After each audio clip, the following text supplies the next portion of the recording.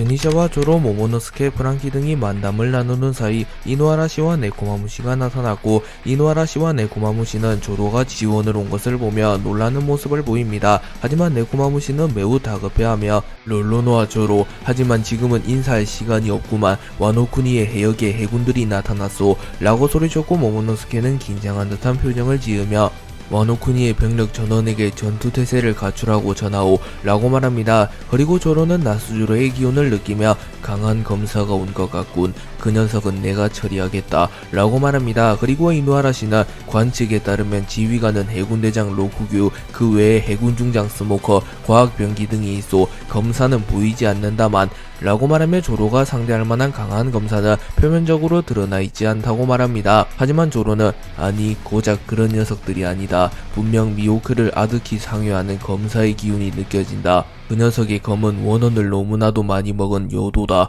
라고 말하며 나스주로가 왔다는 사실과 나스주로의 검 초대 기철의 존재까지 정확히 파악합니다. 그리고 제니샤는 놀라는 모습을 보이며 나스주로, 분명 그 녀석이 온 것이다, 그 녀석은 와노쿠니와 악연이 짙은 녀석, 하지만 오로성은 표면적으로 존재를 드러내지 않을 텐데 이 전쟁을 시작으로 또다시 역사를 지우려 하는 건가 라고 소리쳤고, 조로는 그놈은 내가 죽여주마 라고 말한 뒤 곧바로 홀로 와노쿠니의 해역을 향하여 뛰어갑니다. 그리고 프랑키는 당황하며 야이 길치 녀석아, 너 혼자 가면 또 엉뚱한 곳에 갈 거잖아 라고 소리칩니다. 그리고 프랑키의 걱정대로 조로는 엉뚱한 곳을 향해 달려가고 있었습니다.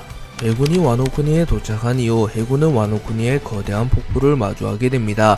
그리고 일전에 새로운 정상결전 사건 당시 해군은 로쿠기의 능력을 활용하여 폭포를 올랐던 경험이 있기에 이번에도 로쿠기의 능력을 활용하여 폭포를 오르려 합니다. 또한 무수히 많은 과학병기들 또한 폭포를 올라가야 했기에 이번에는 스모커의 능력도 활용하기로 결정합니다. 그리고 로쿠기는 곧바로 숲숲 열매의 능력을 사용하여 매우 거대한 나무 하나를 만들어냈고, 해군은 전원 나무를 타고 이동해라, 폭포를 오른 뒤 와노쿠니를 멸망시키는 데 집중해라, 단 와노쿠니의 쇼군 모모노스케는 산채로 체포해라 라고 말했고, 해군들은 함성을 지르며 나무를 타고 폭포를 오르기 시작합니다. 그리고 스모커는 뭉게뭉게 열매의 능력을 활용하여 과학병기들을 연기로 감싼 뒤 과학병기들을 운반하며 과학병기들을 와노쿠니에 무사히 옮깁니다. 그리고 로쿠규는 웃음을 지으며 라하하하, 편리한 능력이군, 스모커 중장, 자네에 대한 기대가 크다네, 제2의 정상결전에서 보여준 퍼포먼스는 해군대장을 상회할 정도이니 말이야 라고 말했고, 스모커는 담배를 피며 밀짚 모자를 잡지 못한 것은 분하다만 이번 작전마저 실패한다면 나의 자존심이 허락하지 않소 라고 말합니다. 그리고 나스조로는 이를 지켜보며 가니메데와 데이모스를 호출하여 해군을 도와 플루톤을 탈취하는 데만 집중해라, 플루톤은 와노쿠니의 해저에 잠겨있다고 전해진다, 데이모스, 너의 능력이라면 플루톤을 옮길 수 있을 테다, 가니메데, 해적왕의 힘을 담은 그 병기를 활용한다면 로르노와 조로의 힘을 위협할 수 있을 테다 라고 말했고, 가니메데와 데이모스는 알겠습니다, 나스주로성, 반드시 임무를 완수하겠습니다 라고 말합니다.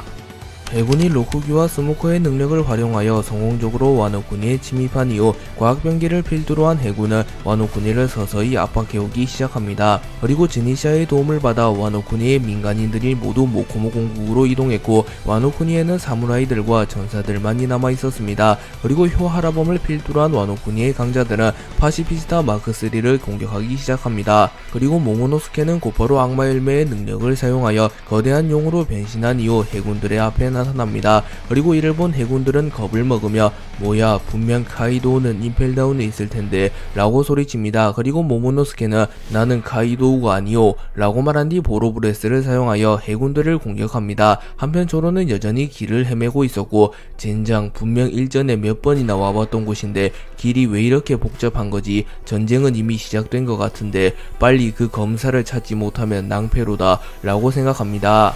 전쟁이 시작되기 직전 프랑키는 모모노스케에게 플루톤이 묻힌 곳에 대해 들었고, 플루톤이 와노쿠니의 해저 속에 묻혀있다는 사실을 듣습니다. 그리고 프랑키는 곧바로 코즈키 스키야키와 함께 플루톤이 묻힌 곳으로 향합니다. 그리고 프랑키는 고대병기 플루톤, 우라노스 포세이돈과 함께 신의 힘을 가졌다고 전해지는 무기 포세이돈은 루피처럼 선택받은 생물이라면 우라노스와 플루톤은 엘레페리아 왕국이 제작한 병기이다. 조이보이, 그는 왜 이런 무기를 만들어낸 거지 단 한 발로 섬을 삭제시킬 만한 강력한 무기를 분명 활용 용도가 있을 테다. 단순히 적을 무찌르기 위한 용도가 아닐 테지 라고 생각하며 플루톤에 대해서 고민하는 모습을 보입니다. 그리고 스키야키는 내 정확히 알지는 못한다만 플루톤이 원피스와 연관이 있다는 것만은 확실하네. 와노쿠니에 남겨진 포네그리프에 플루톤과 우라노스는 원피스 프로젝트를 진행하는데 핵심적인 역할을 할 것이라고 적혀 있었다네 라고 말해주었고, 프랑키는 라프텔에서 보았던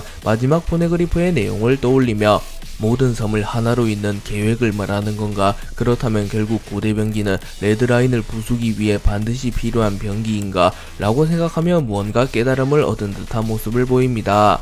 모모노스케가 해군을 향해 보로브레스를 쏴버렸고 대다수의 해군들은 불타버릴 위기에 처합니다. 하지만 그 순간 하얀 연기가 모모노스케의 보로브레스를 감싸며 모모노스케의 보로브레스를 하늘로 승천시켜버립니다. 그리고 해군들은 환호하며 스모커 중장이라고 소리쳤고, 모모노스케는 당황하며 카이도우의 기술을 이토록 간단히 막다니 라고 말합니다. 그리고 스모커는 담배를 피며 일전에 알라바스타에서 봤던 불주먹의 기술과 유사하군. 그땐 불을 뚫어낼 방도가 없었다만 이제는 다르다 라고 말한 뒤 매우 빠른 속도로 모모노스케에게 다가온 이후 자신의 주먹에 무장색 피기를 두른 이후 그대로 모모노스케의 복부를 타격하였고, 모모노스케는 치명상을 입으며 공중에서 떨어집니다. 그리고 스모커는 형편없는 용이군. 카이도우와 비교하면 햇병아리에 불과해 라고 말한 뒤 헤루석 지태를 사용하여 모모노스케를 마무리 지으려 합니다. 하지만 모모노스케는 엄청난 정신력을 보이며 자신의 꼬리를 사용하여 스모커를 공격했고, 내가 이곳에서 무너지면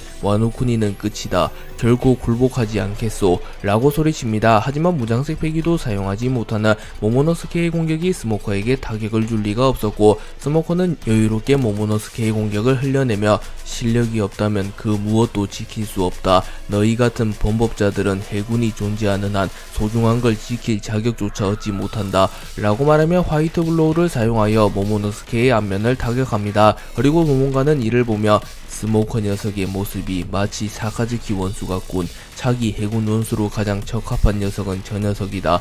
저 녀석이 해군의 정점으로 군림한다면 해군은 예전과 같은 위용을 회복할 수 있다 라고 생각하며 스모커의 철저한 모습을 보며 아카이누를 떠올립니다.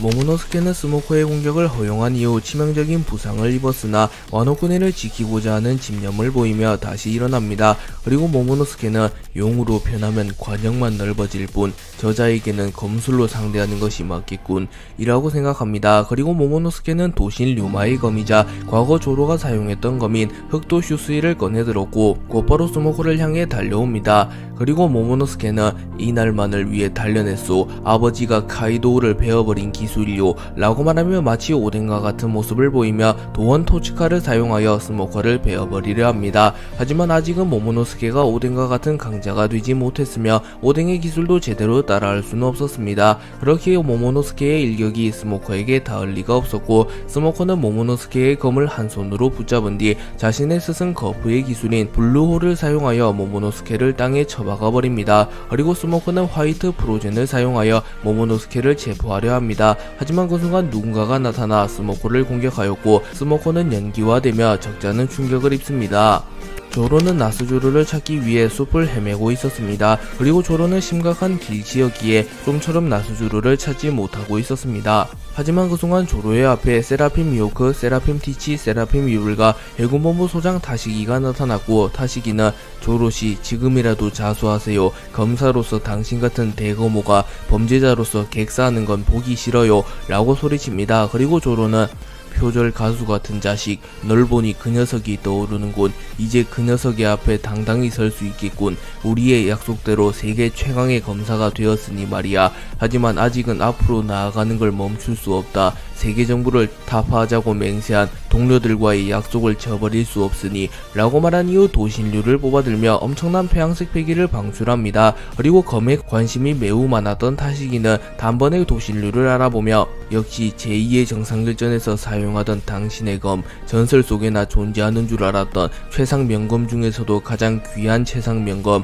도신류군요 라고 말했고, 조로는 그래 네 녀석이 로그타운에서 추천해준 검보다 훨씬 더 좋은 검이지 라고 말하며 웃음을 짓습니다. 그리고 타시기는 제 꿈은 악인으로부터 모든 최상 명금을 회수하는 것. 오늘 당신을 꺾고 당신의 검을 회수하겠어요. 라고 말한 뒤 곧바로 조로에게 달려와 조로를 공격합니다. 그리고 조로는 타시기를 죽이고 싶진 않았기에 칼등으로 타시기의 뒷목을 치며 타시기를 기절시켰고, 조로는 나에게 상대가 될 거라고 생각하고 덤빈 건가? 라고 생각합니다. 그리고 조로가 타시기를 쓰러뜨리자마자 세라핌 미호크, 세라핌 티치, 세라핌 위블이 일제히 조로에게 덤벼듭니다. 해군과 와노쿠니 해적연합의 전쟁이 한창일 때 꽃의 도읍 근처에 거대한 그림자가 드리웠고, 효 하라범은 드디어 왔는가? 라고 말하며 하늘을 바라봅니다. 그리고 해군본부 중장 모몬가는 뭐냐 이 거대한 그림자는? 이라고 말했고, 일부 해군들은 밤이 되었다고 착각하는 모습을 보이기도 합니다. 그리고 거대한 그림자의 정체는 즈니샤였고, 즈니샤가 와노쿠니의 해안의 모습을 드러냅니다.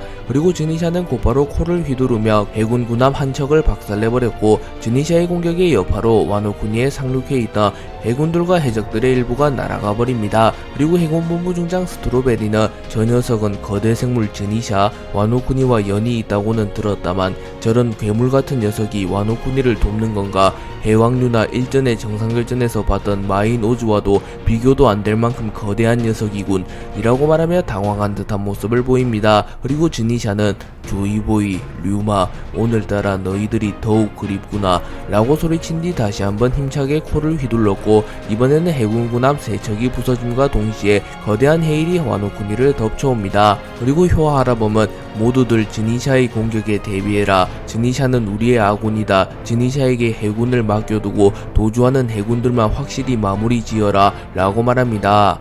모몬가와 스트로베리는 꽃의 도읍에 나타난 즈니샤를 보며 최대한 해안에서 멀리 떨어지며 즈니샤의 공격을 피하라는 명령을 내렸고, 해군들은 빠른 속도로 꽃의 도읍의 중심부로 향합니다. 하지만 그 순간 야마토와 모모노스케가 나타났고, 야마토는 개개 열매 모델 오쿠치노 마카미의 능력을 사용하여 순식간에 해군들의 발을 얼려버리는 데 성공합니다. 그리고 모모노스케는 악마 열매 능력을 사용하여 거대한 용으로 변신한 이후 발이 얼려지며 행동 제약에 걸린 해군들을 향하여 보로브레스를 사용하였고, 해군들은 치명상을 입게 됩니다. 그리고 해군들의 앞에는 야마토와 모모노스케가 있었고, 해군들의 뒤에는 즈니샤가 있었기에 그야말로 진퇴양난의 상황에 놓이게 되었고, 모몬가는 자책하는 모습을 보이며 결국 이렇게 괴멸하고 마는 건가? 뒷일은 로쿠규 대장님과 스모코 중장에게 맡겨야 하나? 라고 말하며 좌절하는 듯한 모습을 보입니다. 그리고 모모노스케는 당신들을 모두 해치긴 실소, 지금이라도 무기를 내려놓고 우동 감옥으로 향한다면 목숨만은 살려주겠소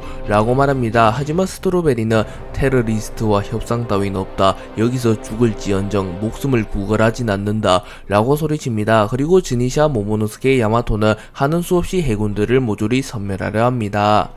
모모노스케는 끝까지 저항하는 해군을 보며 자비를 베풀진 않겠소. 그대들도 무사라면 전장에서 죽는 것이 영광일 테니 라고 말한 이후 다시 한번 보로브레스를 사용하려 합니다. 또한 즈니샤 역시 또다시 코를 휘두르며 군함을 박살내버리려 합니다. 하지만 그 순간 꽃의 도읍의 해안에 거대한 마법진이 생겨났고, 야마토는 거대한 소용돌이 저것이 무엇이지? 라고 말했고, 모모노스케 역시 그러게 말이오, 와노쿠니에 저런 현상이 나타난 것은 처음 보는데 라고 말하며 마법진의 정체에 대해서는 잘 모르는 듯한 모습을 보입니다. 하지만 즈니샤는 마법진의 정체에 대해서 잘 알고 있었기에 매우 놀라는 모습을 보이며 결국 모습을 드러내는가? 모모, 야마토군 조심하게나 별이 강림할 것이라네 라고 말했고, 잠시 후 나스주로가 모습을 드러냅니다. 그리고 나스주로는 곧바로 바코시의 형태로 변하여 순식간에 효 하라범을 포함한 와노쿠니의 강자들을 모조리 쓰러뜨리는 데 성공하였고, 나스주로는 해군 전원 꽃의 도읍을 넘어 와노쿠니의 해저로 진격하라 라고 명령하였고, 모몬가는 나스주로를 보며 안심하며 명령을 따르겠습니다. 해군 전원 와노쿠니의 중심부로 향하라 라고 소리칩니다. 그리고 해군은 함성을 지르며 꽃의 도읍을 지나가기 시작하였고, 야마토와 모모노스케는 이를 막아내려 합니다. 하지만 나스주로가 원혼의 칼을 사용하여 순식간에 야마토와 모모노스케를 무력화시켰고, 해군들의 대다수가 꽃의 도읍을 통과합니다. 그리고 나스주로는 즈니샤를 바라보며 과거의 일이 반복될 뿐이다 라고 말했고, 즈니샤는 긴장한 듯한 표정을 지으며 조이보이가 돌아온 이상 너희들 또한 출혈을 감내해야 할 터, 이번 전쟁은 과거와 같지는 않을 테다 라고 소리칩니다. 나스조로는 와노쿠니에 상륙한 이후 순식간에 와노쿠니의 강자들을 무력화시키며 해군들이 와노쿠니의 중심부로 이동할 수 있도록 도움을 줍니다. 그리고 나스조로는 신의 기사단 데이모스를 바라보며 신의 기사단 데이모스 곧바로 와노쿠니의 해저로 향하여 고대병기 플루톤을 확보해라 라고 명령하였고, 데이모스는 알겠습니다 나스주로성 이라고 말한 뒤 해군과 함께 와노쿠니의 중심부로 향합니다. 그리고 즈니샤는 나스주로는 내가 맡겠다, 모모군, 야마토군 저 녀석을 쫓게나 라고 말합니다. 하지만 나스주로가 곧바로 바코치의 형태로 변하며 자신의 초대기철의 무장색 피기를 두른 이후 곧바로 용으로 변한 모모노스케를 베어버리는 데 성공했고, 모모노스케는 치명상을 입으며 변신이 풀리게 되며 인간으로 변하게 됩니다. 그리고 모모노스케의 전신에 푸른 불꽃이 휘감아져 있었고 야마토는 당황하는 모습을 보입니다. 그리고 즈니샤는 저 녀석은 예로부터 죽음을 관장하는 바코치의 형태를 띈 녀석, 더군다나 저 녀석의 검은 많은 원혼을 흡수한 초대 귀철, 저 푸른 불꽃은 생명력을 빼앗는 위험한 불이다 라고 소리칩니다. 그리고 나스주로는 네 녀석도 끝이다 카이도우의 아들 이라고 말한 뒤 야마토에게 향하여 원혼의 노래를 사용하여 야마토를 일도양단 해버리려 합니다. 하지만 그 순간 즈니샤가 나스주로를 공격하였고, 즈니샤의 공격으로 인하여 땅이 분리되며 야마토와 모모노스케는 나스주로로부터 멀리 떨어지는 데 성공했고, 야마토는 모모노스케를 업은 채 곧바로 와노쿠니의 중심부로 향합니다. 그리고 나스주로는 즈니샤의 공격을 허용하며 피를 흘리는 모습을 보였으나 이내 곧바로 상처를 재생하는 모습을 보였고, 나스주로는 즈니샤를 바라보며 네 녀석을 먼저 처리해야겠군. 즈니샤 길고 긴 인생을 마무리 지어주마 라고 말했고, 즈니샤는 내 목숨을 희생하여 고대병기 플루톤을 지킬 수만 있다면 더할 나위 없이 기쁠 테지 라고 소리칩니다. 조로가 세라핌 루피에게 승리를 거둔 이후 조로는 산성조각난 세라핌 루피를 바라보며 멋쩍은 듯한 웃음을 짓습니다. 그리고 조로는 견문색 패기를 사용하여 나스주로의 기운을 느껴보기 시작하였고, 섬의 북동쪽에서 나스주로의 기운을 느낍니다. 그리고 조로는 숨을 고른 이후 단숨에 섬의 북동쪽으로 향하려 합니다. 하지만 그 순간 로쿠규가 나타나 숲순 열매의 능력을 사용하여 거대한 나무줄기를 사용하여 조로를 포박해버립니다. 그리고 조로는 당황하며 무장색 패기를 사용하여 나무줄기를 풀어내려 하나 로쿠규가 곧바로 조로의 앞면에 펀치를 날리며 조로가 무장색 패기를 사용할 틈조차 주지 않습니다. 그리고 로쿠규는 라하하하 심상치 않은 패기가 느껴져 와보았건만 이런 거물과 마주칠 줄이야 라고 말합니다. 그리고 조로는 기습 따위로 날 잡으려 했다면 오산이다 라고 말한 뒤 도신류를 사용하여 순식간에 나무줄기를 모조리 베어버립니다. 그리고 로쿠규는 역시 세계 최강의 검사답군 이라고 말하고, 조로는 엠마 도신류 화도 일문자를 뽑아들며 본격적으로 전투를 치를 준비를 마칩니다. 그리고 로쿠규는 가혹한 대결이 될 것 같군. 허나 네 녀석은 연이은 대결로 인해 지친 상태, 네 녀석의 목을 해군본부에 가져가면 분명 사카즈키 원수가 칭찬해줄 테지 라고 말합니다. 그리고 조로는 웃음을 지으며 고작 그런 고철 덩어리들을 상대하며 내가 지쳤다고 생각하면 크나큰 착각이라고 브로콜리 자식아 라고 말합니다. 조로는 로쿠규에게 기습을 당했음에도 큰 무리 없이 식물들을 베어버렸고, 로쿠규와 조로의 본격적인 대결이 시작됩니다. 그리고 로쿠규는 제2의 정상교전을 치르며 조로의 강함을 잘 확인했으나 워낙 자신감이 넘치는 인물이었기에 조로의 앞에서도 전혀 위축되지 않습니다.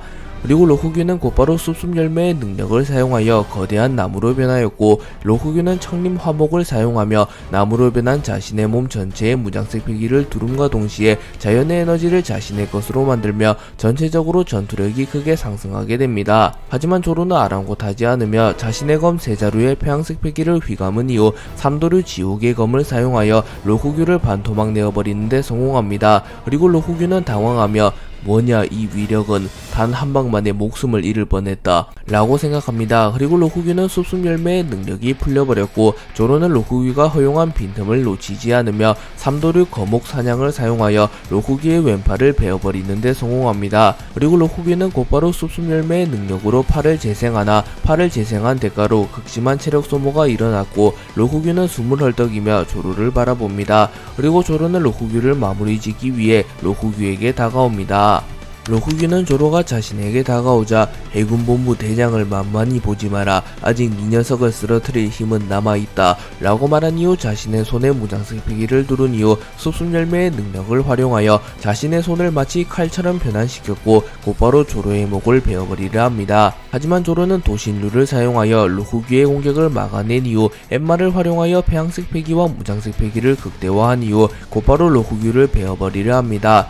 하지만 로쿠규 역시 같은 수에 두 번이나 당하진 않았고 새싹으로 변하며 조로의 공격을 흘려낸 뒤 청림화풍을 사용하여 조로를 공격하였고 로쿠규의 청림화풍이 조로의 뺨을 스치며 조로는 뺨에 상처가 나게 됩니다.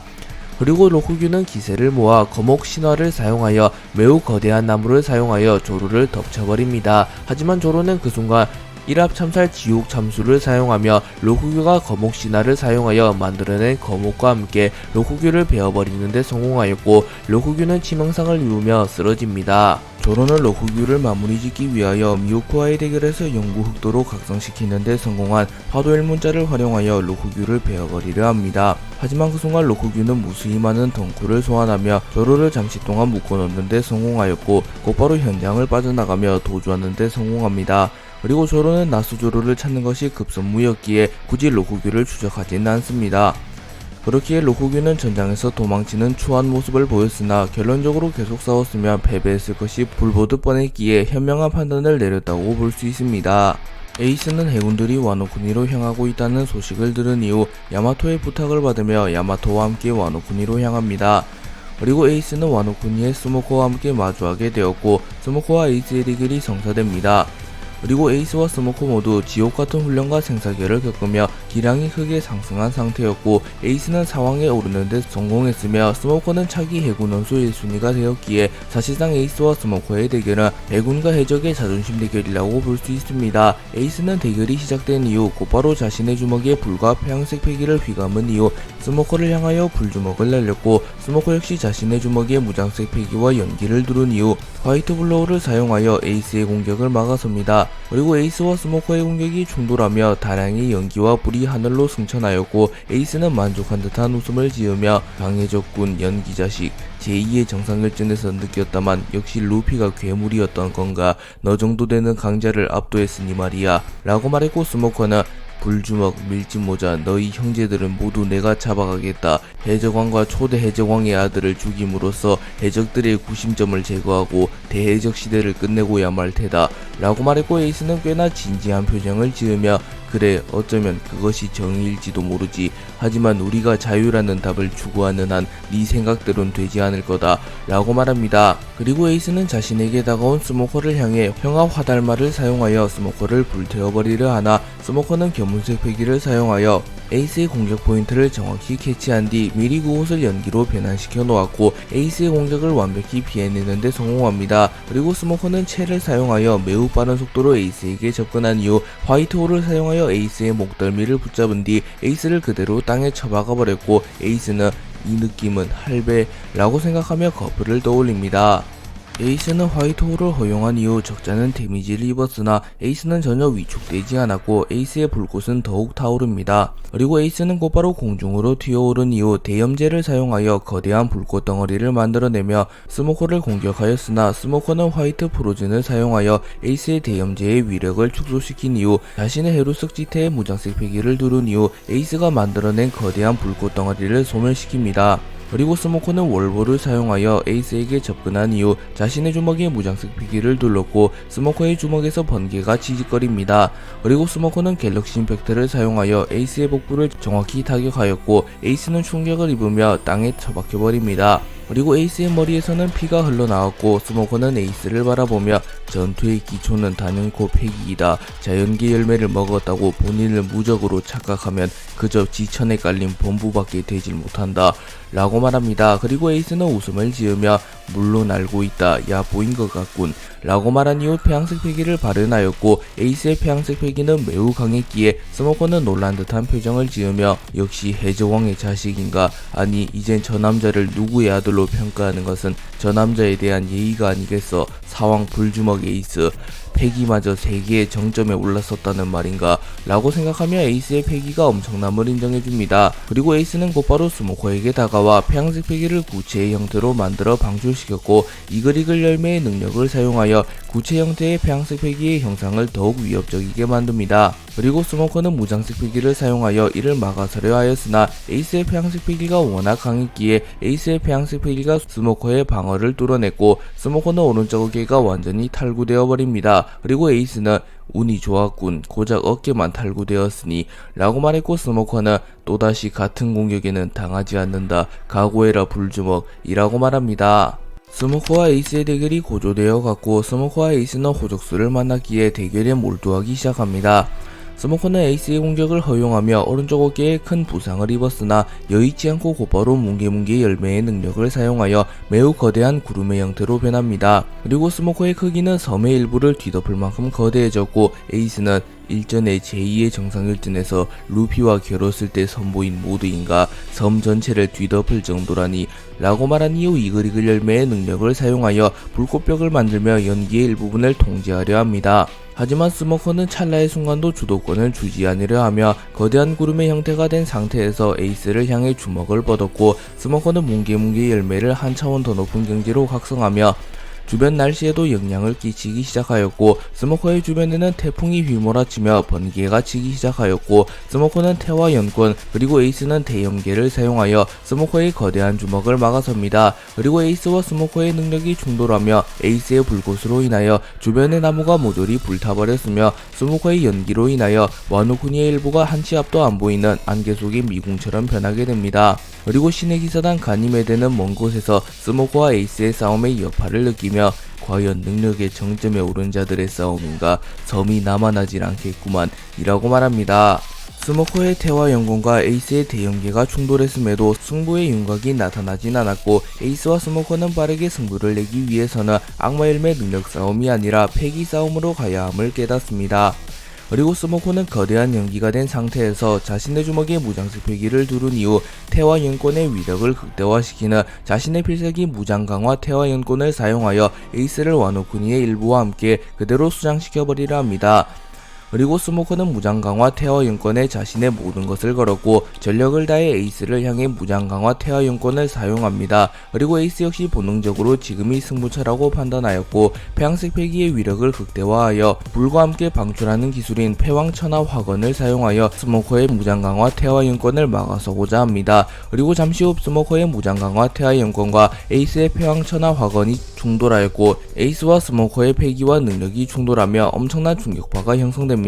그리고 에이스와 스모커의 충돌은 먼 곳에서도 관측이 가능했고 모몬가 중장은 이 정도 위력의 폐양색과 무장색 충돌은 과거 거프 중장과 로저의 충돌을 지켜보는 것 같다. 거프 중장의 의지를 이은 스모커 중장과 로저의 피를 이은 불주먹의 충돌이니 이상한 것도 아니지 라고 중얼거렸고 스트로베리는 그야말로 전설의 재림이구려, 누가 이겨도 전혀 이상하지 않소 라고 소리칩니다. 그리고 에이스와 스모커의 일격은 백중세를 이루며 팽팽한 흐름을 가져가고 있었습니다.